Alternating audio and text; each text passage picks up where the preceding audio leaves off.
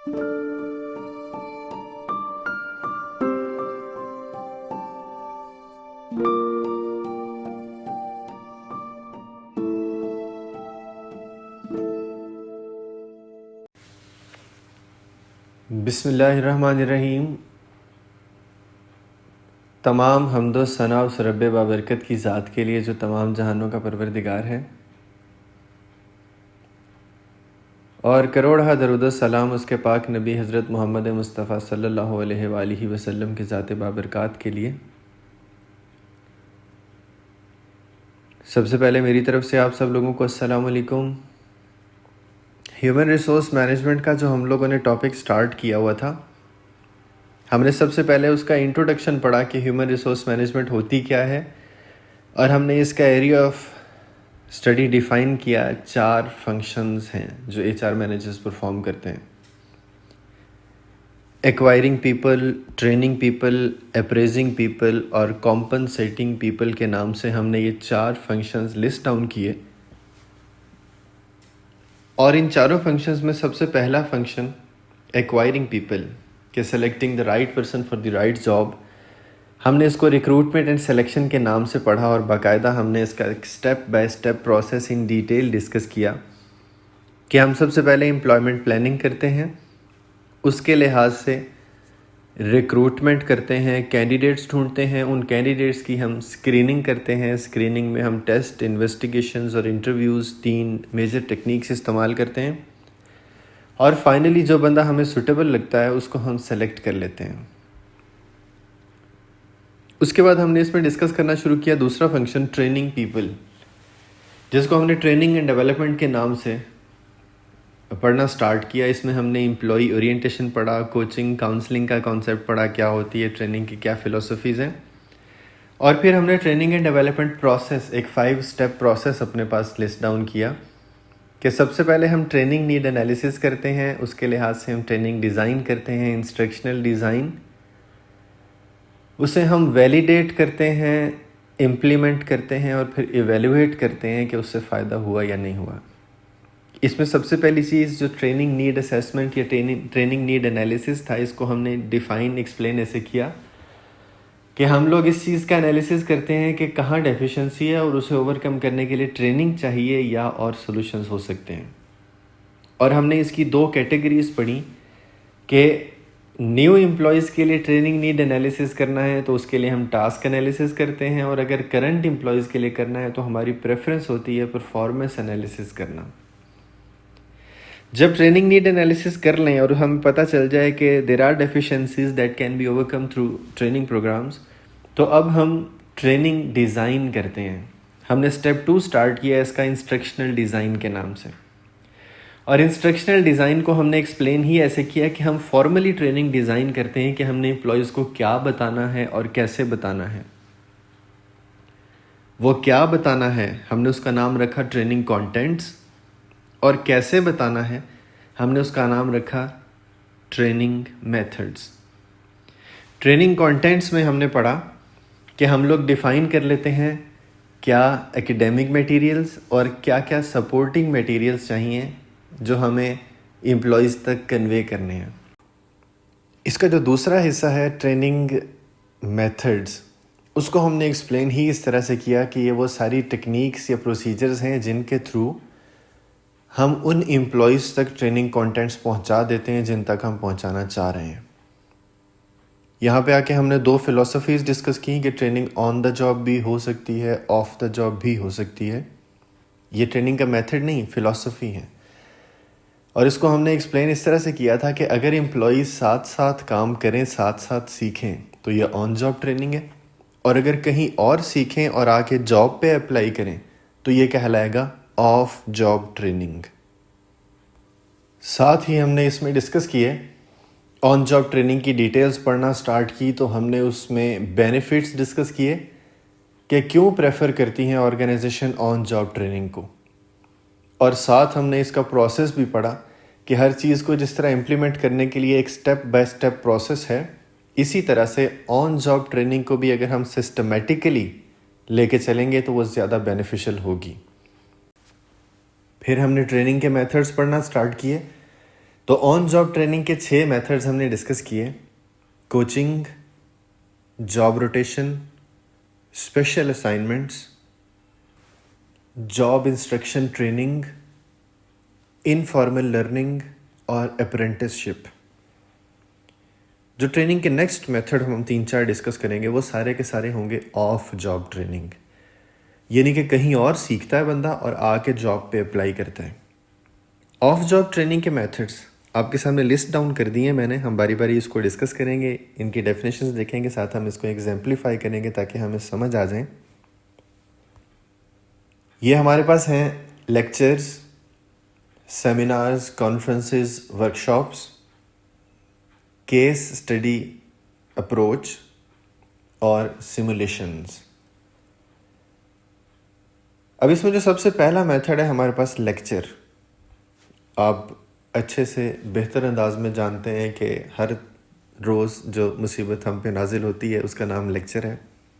हम इसको एक्सप्लेन या डिफ़ाइन इस तरह से कर सकते हैं: The off-job training method where a group of employees is provided with a formal classroom setup where an expert elaborates the job-related skills that may followed by the question answer session to resolve the issues। ये वही definition है lecture की जिसे हम रोज़ गुजरते हैं कि एक ग्रुप ऑफ स्टूडेंट्स हैं, उनके पास एक एक्सपर्ट, सब्जेक्ट मैटर एक्सपर्ट आते हैं, टीचर आते हैं, वो उनको कुछ टेक्निक्स, कुछ बातें एक्सप्लेन करते हैं और जो कन्फ्यूजन्स रह जाती हैं उन कन्फ्यूजन से रिलेटेड स्टूडेंट्स सवाल जवाब करके अपने आप को क्लैरिफाई करते हैं, क्लियर करते हैं।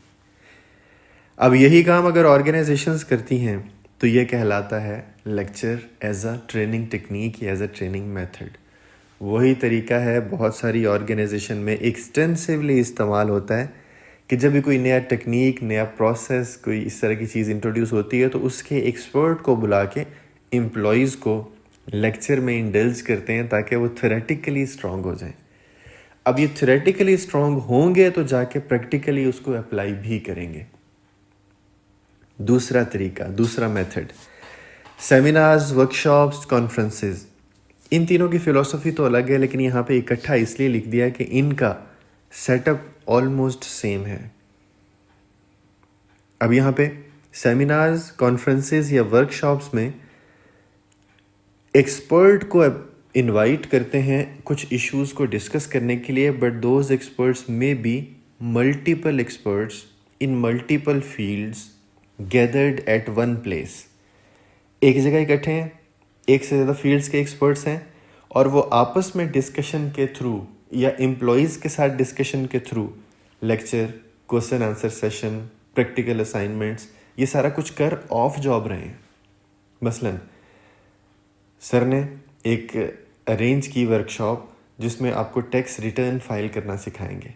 अभी आप जॉब पे नहीं गए हो, आप में से कोई टैक्स कंसल्टेंट नहीं बना, लेकिन एक एक्सपर्ट आए हैं, उन्होंने आके आपको टैक्स से रिलेटेड कुछ थ्योरेटिकल पॉइंट्स बताएं और उसके बाद वो आपको बताते हैं कि टैक्स रिटर्न फाइल करने के लिए ये फॉर्म्स फिल करते हैं, यहाँ लॉगिन करते हैं, FBR की वेबसाइट क्या है, आइरिस उनका सिस्टम क्या है, सॉफ्टवेयर क्या है, सारा कुछ बताते हैं। अब आप खुद से करो, आप खुद से उसकी एक्सरसाइज भी कर रहे हो, लेकिन ये सारा कुछ जॉब पे नहीं कर रहे, यहीं क्लास में ही कर रहे हो। अब ये जो सेटअप है जिसमें एक्सपर्ट आए हैं, एक या एक से ज़्यादा, उन्होंने आके चीज़ें एक्सप्लेन की हैं, फिर प्रैक्टिकल एक्सरसाइज भी करवाई हैं, इस तरह के सेटअप वर्कशॉप्स कहलाते हैं, सेमिनार्स कहलाते हैं, या अगर हाईली सोफिस्टिकेटेड हैं, लेटेस्ट एरिया से रिलेटेड हैं, वो कहलाएंगे कॉन्फ्रेंस। हम इन तीनों को अगर कलेक्टिवली एक्सप्लेन करना चाहें तो हम इसको डिफाइन इस तरह से कर सकते हैं कि the off job training techniques where a group of experts is provided with a platform to connect with each other, to learn various job related skills through discussion, exercises, practical work and other related learning techniques। इसमें हमने तीनों को comprehensively cover कर लिया है। हमने seminar को, workshop को, कॉन्फ्रेंस को इकट्ठा ही डिफाइन कर लिया है। तीसरा मेथड जो ऑर्गेनाइजेशन इस्तेमाल करती है वो है case study approach. Case study approach को एक्सप्लेन करने से पहले केस स्टडी क्या है? Case study is any practical problem that has already been faced by an organisation. किसी ऑर्गेनाइजेशन ने आज से पहले जो एक प्रॉब्लम फेस की है, उस प्रॉब्लम को जो अपने पास लिस्ट डाउन राइट डाउन कर लेते हैं, वो कहलाती है केस स्टडी। मसलन आपको नहीं पता क्या सीनियर जूनियर एम्प्लॉय आपस में लड़ पड़ते हैं तो क्या क्या इश्यूज होते हैं, लेकिन कोई एक ऑर्गेनाइजेशन अपने पास लिख के रखती है कि हमारे पास सीनियर मैनेजमेंट और जूनियर मैनेजर्स की एक दफ़ा कॉन्फ्लिक्ट हो गया, उस कॉन्फ्लिक्ट में बेसिक एजेंडा ये 3 पॉइंट्स थे, इन 3 पॉइंट्स को रिजॉल्व करने के लिए हमने ये 4 मेयर्स लिए तो ये इशू रिजॉल्व हो गया, 1 हफ्ता लग गया और हमारा काम रुका रहा। अब आपको पता लग गया है कि अगर इन 3 पॉइंट्स पे कॉन्फ्लिक्ट हो तो सॉल्यूशन ये 4 पॉइंट्स हो सकते हैं। ये जो किसी प्रीवियस ऑर्गेनाइजेशन की एग्जाम्पल को देख के, उसका केस एनालिसिस करके, उसकी केस स्टडी पढ़ के सीखना है कि अगर फ्यूचर में हमें ऐसी प्रॉब्लम आए तो हमने क्या करना है। This approach is called case study approach. Foreign authors की बुक्स हैं जितनी, उन सब की सब में ये अप्रोच एक्सटेंसिवली इस्तेमाल होती है कि जब भी कोई टॉपिक डिस्कस करते हैं तो उस टॉपिक से रिलेटेड कुछ प्रैक्टिकल प्रॉब्लम्स जो ऑर्गेनाइजेशन ने आज से पहले फेस की हैं, मुख्तलिफ ऑर्गेनाइजेशन ने लिख के रख लेते हैं। वो एक कहानी की फॉर्म में होती है कि फ़लाँ ऑर्गेनाइजेशन थी, वहाँ इस तरह का इशू हुआ, ये 3-4 मेन पॉइंट्स थे और उस इशू को रिजॉल्व करने के लिए मैनेजर्स ने ये मेयर्स लिए। अब आपके जहन में एक इंसाइट बन गई है कि अगर ऐसा इशू हो तो ये मेयर्स लेने से सॉल्व होता है। ये केस स्टडी नेगेटिव भी हो सकती हैं कि ये इशू हुआ लेकिन जो मैनेजर्स ने मेयर्स लिए वो ठीक नहीं थे तो आपने ये नहीं लेने। दोनों तरह से आप इसको रिजॉल्व करने, मतलब अपनी इनसाइट डेवलप करने की कोशिश करते हो कि क्या करना है क्या नहीं करना। अब ये जो हमारे पास ये तो थी ना केस स्टडी क्या होती है। अब ये जो केस स्टडी अप्रोच है, जो ट्रेनिंग टेक्निक है, इसको हम डिफाइन ही इस तरह से करते हैं कि the off job training technique where employees are provided with real life examples of various incidents related to their area of specialization so that they may be able to learn various job related problems along with the possible solutions to resolve these problems। कि ना सिर्फ उनको problems का पता लग जाए बल्कि उनको ये भी पता चल जाए कि इन प्रॉब्लम्स को रिजॉल्व करने के लिए पॉसिबल सॉल्यूशंस क्या हो सकते हैं। अब चूंकि ये कॉमनली यूज्ड मेथड है और वाकई बेनिफिशियल भी है, तो बहुत सी ऑर्गेनाइजेशन अपनी केस हिस्ट्री भी बना के रखती हैं और रिलेटेड ऑर्गेनाइजेशन की केस हिस्ट्री भी अपने पास रखती हैं ताकि बताते रहें एम्प्लॉयज़ को कि ये इश्यूज हो सकते हैं और ये इनका रिजॉल्व कैसे करना है, उसका तरीक़ाकार क्या है। चौथा important method of job training का सिमुलेशन। अब कई दफ़ा एक्चुअल ट्रेनिंग जो है ऑन जॉब ट्रेनिंग वो इतनी ज़्यादा कॉस्टली हो जाती है। यहाँ कॉस्टली से मुराद सिर्फ ये नहीं है कि उसकी मॉनिटरी कॉस्ट ज़्यादा हो जाती है, उस पर टाइम इतना ज़्यादा लगता है, मॉनिटरी कॉस्ट ज़्यादा आती है, इवन थ्रेट टू लाइफ भी होता है।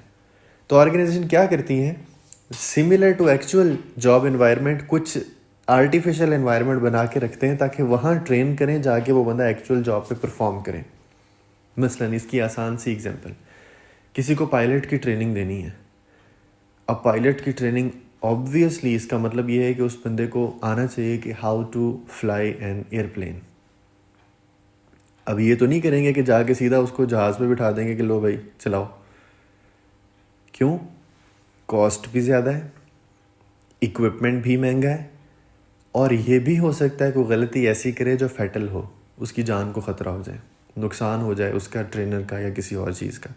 तो क्या करते हैं, एक कमरे के अंदर आर्टिफिशियल कॉकपिट बनाते हैं। उस कॉकपिट पे सारे डायल्स और स्क्रीन्स ऐसी लगी होती हैं कि उसके ऊपर बैठ के फील ऐसी आती है जैसे ये एक्चुअल जहाज़ है। वहाँ पे इवन वो जब इग्नाइट करते हैं, उसको चलाने की कोशिश करते हैं तो it vibrates like the actual aeroplane, लेकिन वो एक्चुअल होता नहीं है। उसकी स्क्रीन के ऊपर जो सीन चल रहा होता है सामने, वो ऐसे चल रहा होता है जैसे ये एक्चुअल में फ्लाई कर रहा है, लेकिन वो एक्चुअल में फ्लाई कर नहीं रहा होता। लेकिन सिर्फ उस बंदे को सिखाने के लिए ये जो आर्टिफिशियल वर्क एनवायरनमेंट बनाया है ना, ये कहलाता है सिमुलेटर। और इस तरह सिमुलेटर्स पे किसी को सिखाना, ये वाली टेक्निक कहलाती है सिमुलेशन।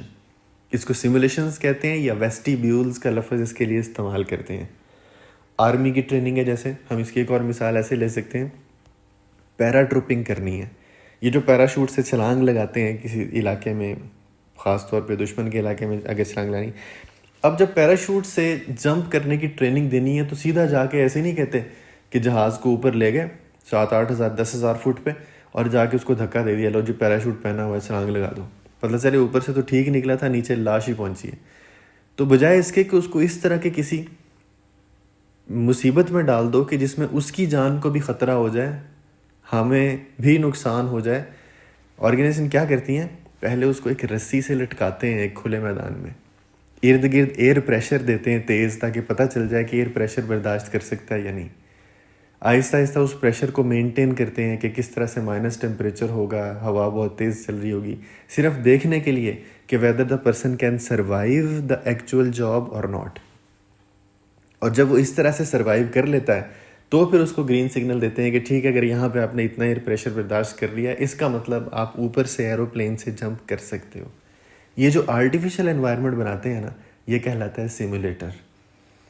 हम इस मेथड को एक्सप्लेन ही इस तरह से कर सकते हैं कि the process of providing specifically designed equipment in the off job environment which is similar to the actual job environment to make employees learn job related skills।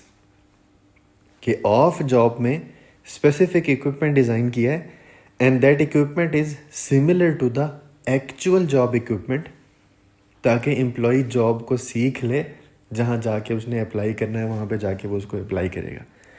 यहाँ आपने दो चीज़ें याद रखनी है कि सिमुलेशंस को ख़ास तौर पे उस वक्त डिज़ाइन करते हैं when the actual training is costly, या कॉस्ट से मुराद दोनों तरह की कॉस्ट है, cost of equipment and cost of life. और दूसरा कि एक्चुअल ट्रेनिंग जो है, उस एक्चुअल ट्रेनिंग तक पहुँचाने से पहले हम उस एम्प्लॉय को टेस्ट करना चाह रहे हैं थ्रू अ पायलट स्टडी कि वो ठीक काम कर सकता है या नहीं कर सकता। यहाँ तक हमारे पास ट्रेनिंग के मेथड्स हो गए, जो टोटल 10 मेथड हैं। कुछ मेथड हैं ऑन जॉब और कुछ मेथड हैं ऑफ जॉब। अब ये ऑन जॉब ट्रेनिंग और ऑफ जॉब ट्रेनिंग मेथड्स नहीं हैं, फिलॉसफीज़ हैं। ट्रेनिंग के मेथड्स ये 10 हैं जो हमने यहाँ डिस्कस किए हैं और आपके सामने लिस्ट डाउन भी किए हैं मैंने। इससे आगे इंशाल्लाह स्टेप 3 वैलिडेशन हम नेक्स्ट क्लास में डिस्कस करेंगे। यहाँ तक किसी के जहन में कुछ सवाल हो तो वो पूछ सकता है। All the best for you all.